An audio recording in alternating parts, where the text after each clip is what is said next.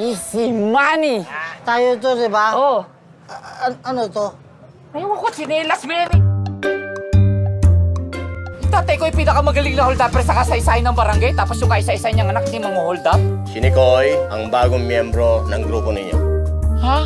Wala namang grupo nagkaroon ng 4 na members. Never. Ganon talaga pag mga hold up, kailangan buwan loob mo. Wala pa akong experience sa pang-hold up. Pero kasi mabilis naman ako matuto eh. Para! Hold up to!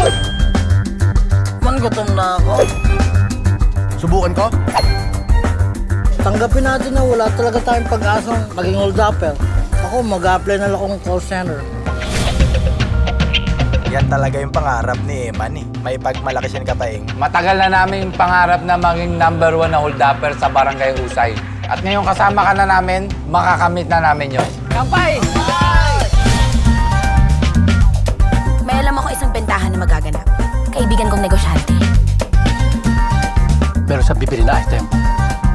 Sa grupo ng magsasaka. Ano kaya sa palagay mo bibili nila? Item na ginto. 10 million ang halaga nito.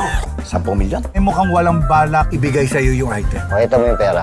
50-50 tayo. Saan ba natin titirahin to? Makukuha natin yung pera, makukuha pa natin yung item. Doble ang kita natin. Oh. Gusto mo lang yung item. Ano ba yun? Tumatamang pagkakataon para patunayan natin ng mga tunay tayong hold upper. Magiging alamat tayo. Itong hold up na to, magiging pinakamalupit na hold up sa kasaysayan ng hold up. One time, big time lang to. Imposible yun. Palpak yan. Magtatagumpay yan. Palpak! Gusto mong pisilin ko yung bayag mo? Gusto mong banatan kita patalikod?